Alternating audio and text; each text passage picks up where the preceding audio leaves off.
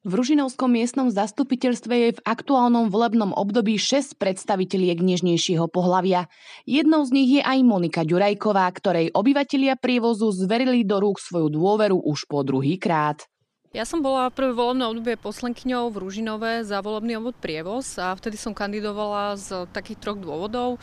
Prvým bolo to, že som mala malého syna, s ktorým som chodila viac do verejného priestoru a prirodzene som si všímala veci, ktoré si človek bežne nevšíma, keď chodí z práce domov. A druhým dôvodom bolo to, že som sa v Ružinove narodila, celý život tu aj s prestávkami bývam. A tým pádom ten môj vzťah k Ružinovu bol vždy taký autentický a mám to tu veľmi rada. No a tým tretím dôvodom vstupu do komunálnej politiky bolo to, že bol tu teda vtedy kandidát na primátora, ktorý mi imponoval z toho jeho víziou lepšej Bratislavy. No a ten dôvod, prečo som znovu kandidovala v roku 2022, bol ten, že veľa vecí nebolo z toho prvého volebného obdobia dotiahnutých vzhľadom na to, že naozaj tie veci dlho trvajú. Tam je mnoho vecí, ktoré si musí mestská časť medzi mestom poslať v listinnej podobe, majetkové vysporiadania, nezverené pozemky, nevysporiadané. Čiže toto sú všetko bariéry, ktoré akoby zapričinujú to, že tie podnety, ktoré som 4 roky riešila, sa nesfinalizovali. A veľmi ma mrzelo, keby ten rozbehnutý vlak som musela opustiť. No a ja som kandidovala teda do 3 zastupiteľstiev, do župného, mestského aj ružinovského opäť a bola som teda úspešná vo všetkých 3 tých zastupiteľstvách, za čo teda veľmi pekne chcem zase všetkým obyvateľom, voličom poďakovať, že nám dali tú dôveru, teda nie len mne, ale aj celému týmu Bratislava okolo primátora. A je to takou vizitkou, že sme tú prácu robili dobre a že sme sa naozaj snažili splniť tie sľuby to prvé volebné obdobie, keď sme na to teda mali príležitosť. Ja sa napríklad naozaj snažím si tie podnety zapisovať, mám ich v tom Exceli asi okolo 100, čiže naozaj sa snažím venovať sa každému jednému a riešiť ich a potom ich vlastne nejakým spôsobom posúvať vpred. A možno aj to bolo vizitkou toho, že som v Ružinove mala naozaj dobrý výsledok. Do župného zastupiteľstva som napríklad získala druhý najvyšší počet hlasov po starostovi. Teda za čo veľmi pekne ďakujem za tú dôveru a snažím sa teda ju opäť nesklamať v tomto volebnom období. A vidíte v tom možno, že aj výhodu, že ste práve v 3 zastupiteľstvách, že sa to možno darí tak lepšie poprepájať? Áno, samozrejme. Ja som teda v 3 zastupiteľstvách a je to omnoho výhodnejšie a lepšie ako to prvé volebné obdobie, lebo tam som bola z pozície voči mestu alebo župe ako pozície občianky. Čiže teraz mám možnosť z pozície poslankyne klopať na viac dverí, ísť priamo za tými zamestnancami. Tie podnety sa dajú vybaviť oveľa rýchlejšie a oveľa efektívnejšie. Ak je poslanec šikovný a aktívny, tak je to naozaj veľká pomoc a naozaj tie podnety sú často skrz celú samosprávu. Napríklad vymyslím si, objekt je župný, pozemok je mestský a vy riešite ružinovskú tému, napríklad škôlky alebo školy, čiže nedá sa to naozaj oddeliť tie jednotlivé časti samosprávy a tým pádom je to omnoho rýchlejšie sa niektoré podnety dajú vybaviť. Napríklad spomeniem kanalizáciu na Pálenisku, ktorá je mojou témou teda už 7 rokom.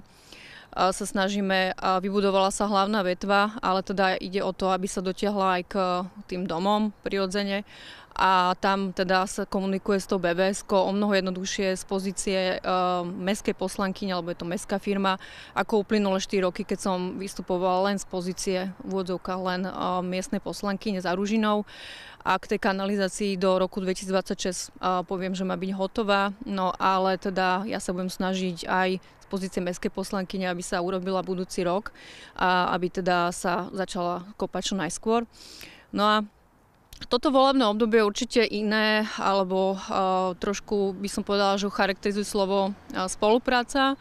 Spolupráca je pre poslanca extrémne dôležitá, pretože poslanec nie je exekutíva, to asi treba povedať. Mnoho ľudí si myslí, že my sme niekde zamestnaní na úrade. Nie, my nie sme zamestnancami, my nie sme exekutíva, ale nejakým spôsobom je dobré mať dobrú spoluprácu s tou exekutívou a s najvyššími predstaviteľmi tej exekutívy, čiže župan, primátor, starosta. Ja môžem povedať, že v tomto volebnom období máme veľmi korektnú spoluprácu so starostom.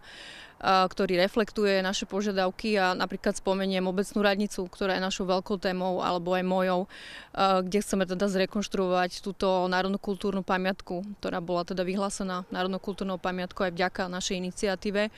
A starosta reflektuje na túto našu požiadavku, na tú našu snahu a vďaka tej dobrej spolupráci sa hýbe vpred. Máme projektovú dokumentáciu na stavebné povolenie. Ten projekt by mal byť predstavený verejnosti v dohľadnej dobe. A musím povedať, že máme aj veľmi dobrú spoluprácu v rámci klubu, tým Bratislava pre Ružinov, ktorý tvorí 11 poslancov a poslankyň. A veľmi dobre sa spolupracuje, ťaháme za jeden povraz a napríklad sa nám podarilo odstrániť billboardy z Miletičky na pravej strane, vysadiť tam vlastne urobiť zelený plot a vďaka tejto spolupráci starosta, poslanci z našom klubu pokračujeme a dáme vlastne do ľavej strany ten zelený plot a budeme pokračovať v tom zazelení Miletičky. Spomenuli ste jednu zo svojich srdcových tém, a to napríklad teda tú radnicu. A aké sú také ďalšie témy, ktoré sú vám doslova vlastné? Tak napríklad spomeniem dotačný program. Ja som predsedničkou dotačnej komisie, kde sme prekopali celý dotačný proces v roku 2019-2020. Napríklad spomeniem, že sa nemusia podávať už žiadosti papierovej forme, ale elektronicky. Nemusia žiadatelia predkladať už povinné prílohy ako výpisy z registra trestov, zo zdravotnej, zo sociálnej poisťovne, ale predkladajú to až po schválení žiadosti, čiže celý tento administratívny proces nemusia absolvovať všetci, ale len tí schválení žiadatelia. A rozdelili sme tie dotácie na komunitné, do 5 000 eur, na vlastne školenia, semináre, rôzne športové dni pre rozvoj komunity a na veľké rozvojové dotácie do 20 000 eur, kde teda podporujeme veľké vlajkové lode pre ich rozvoj. No, v minulosti boli poskytované tieto veľké dotácie priamo starostom, ale my sme to naozaj chceli stransparentniť, aby to nešlo iba jednou rukou, ale aby sa na tom zhodla celá dotačná komisia. Mnoho vecí sa teda podarilo v tom prvom volebnom období, ako napríklad osadenie prístrežku na MHD na Vlčom hrdle a osvetlenie, alebo vo Vlčom hrdle ostaneme a teda zverejne do správy Vlčieho hrdla, ktoré teda obyvatelia vnímali, že nie je veľmi, alebo že sú druhotriednymi občanmi. No a mestská časť si teda zobrala do správy toto Vlčie hrdlo a je to veľmi fajn, lebo sa dokáže mestská časť o Vlčie hrdlo postarať určite lepšie. A čo sa ešte podarilo, tak určite spomeniem aj odstraňovanie vizuálneho smogu. To je vlastne mojou akoby takou nejakou témou, lebo je naozaj, ten vizuálny smog je ho naozaj veľa v tých uliciach, asi to vnímajú všetci. A teda niečo sa podarilo, len žiaľ nie všetky reklamné spoločnosti vnímajú to, že keď si osadia niečo na cudzom pozemku bez povolenia, ešte ani za to neplatia ako niečo protiprávne. Náš súdny systém je bezzubý, čiže neviete si odstrániť tieto stavby veľmi rýchlo a efektívne, žiaľ Bohu, ale teda snažíme sa pomaly na tom pracovať. Napríklad na Gagarinovej ulici zmizli mnohé billboardy a megaboardy a vysadila sa tam vlastne taká zelená alej, čo je vždy príjemné. Čo sa nepodarilo, alebo čo stále akoby je takou našou prioritou, je určite debarializácia. Debarializácie sú dôležité pre všetkých, ale najmä ľudí, ktorí teda sú imobilní. A chceme teda, aby sa urobil projekt, alebo teda sa momentálne robí, ale aby sa dokončila, zaradil do rozpočtu 2025 mesta, debarializácia Prievozka Miletičová. To sú také dva legendárne schody, kde nie je možné sklopiť obrubníky, pretože tam je rozdielna výška komunikácie a chodníkov, čiže to treba vyspádovať, na to treba projekt a stavebné povolenie. Alebo budovanie cyklotras, určite moja téma, keďže som aj cyklistka. A tam teda sa snažíme o to, aby sa urobila cyklotrasa na úseku Mlynských hnív od Bajkalskej po Hraničnú ulicu. Momentálne je to na stavebnom úrade, na stavebné povolenie a opäť budem sa snažiť, aby sa to dostalo do mestského rozpočtu na rok 2025, tá realizácia.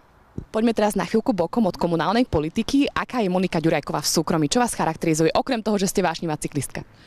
Ja veľmi rada cestujem a keď som nemala deti, tak som cestovala aj žila v zahraničí, napríklad v Indii, Luxemburgu alebo v Amerike, v Veľkej Británii, Francúzsku, čiže spoznávala som aj iné kultúry a rozširovala som si obzory, čo odporúčam naozaj všetkým výjsť a prejsť hranice Slovenska a uvidieť, že sa naozaj netreba veci bať, ktorými nás strašia niektorí politici. No a snažím sa cestovať aj po deťoch, aj s deťmi teda a spoznávať teda nielen zahraničie, ale aj naše krásne Slovensko, lebo určite je čo spoznávať. V Prievoze, ale celkovo aj v Ružinovej sa komunita dostáva do popredia a vyslovene tu cíti ten komunitný život. Možno do akých komunitných aktivít sa vy najradšej zapájate alebo ktoré máte najradšej? Ja to stále hovorím, že tam sa dobre žije, kde to máte radi a tam to máte radi, kde poznáte svoje okolie. Nie sú tí ľudia pre vás anonymní, cítite sa tam bezpečne, poznáte lokálne prevádzky, stretnete tam vždy nejakých známych, viete si deti navzájom postražiť alebo minimálne hodiť na ne okom.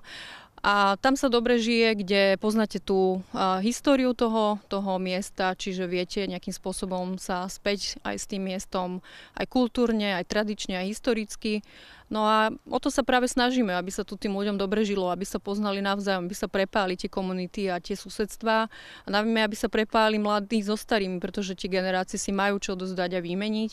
V Prievoze napríklad je veľmi veľa starousadlíkov, ľudí, ktorí si pamätajú ešte, ako to tu vyzeralo. Je to vždy veľmi fascinujúce to počúvať. No a snažíme sa robiť mnoho aktivity dobrovoľnícky a aktivizačne, napríklad športové dni pre deti, robíme posusedenia, napríklad túto v parčiku za Evangelickým kostolom na Radničnom námestí, ktoré sa zrevitalizovalo. Robíme napríklad advent, robíme Mikuláša a robíme práve aj tie historické výklady o našich národných kultúrnych pamiatkách, práve preto, aby ľudia spoznali tú históriu a cez ňu mali ten vzťah k tomu okoliu. A ak by ste mohli Ružinov aj Prievoz ako taký charakterizovať dvomi vetami, aké by to boli? Asi jednou, najlepšie miesto na život.